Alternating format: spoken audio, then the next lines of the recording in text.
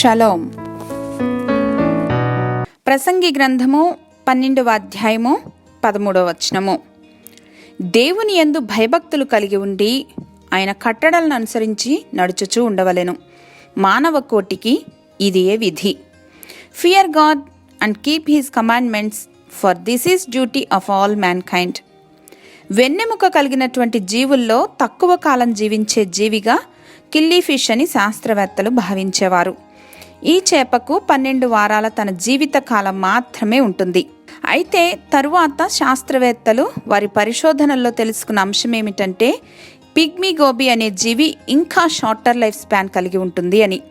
ఈ చిన్న చేప కోరల్ రీఫ్లో యావరేజ్గా 56 డేస్ వరకు జీవించి ఉంటుంది. పుట్టుక నుండి జీవిత చరమాంకం వరకు కూడా అంతే వేగంగా ఈ జీవులన్నీ కూడా గడుపుచూ ఉన్నాయి.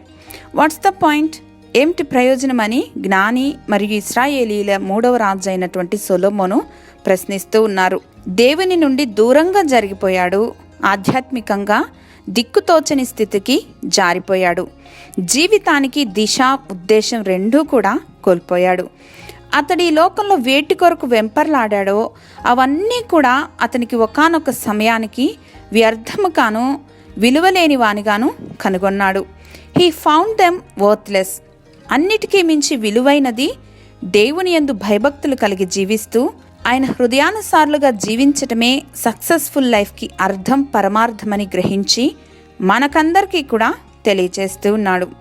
ఎంతకాలం బ్రతికామన్నది ప్రాముఖ్యత సంతరించుకోదు, కానీ ఎంత విలువలతో కూడినటువంటి జీవితాన్ని జీవించామన్నదే, దేవుడిచ్చినటువంటి ఈ జీవితాన్ని ఎంతగా సద్వినియోగం పరుచుకున్నాము అన్నదే ముఖ్యం.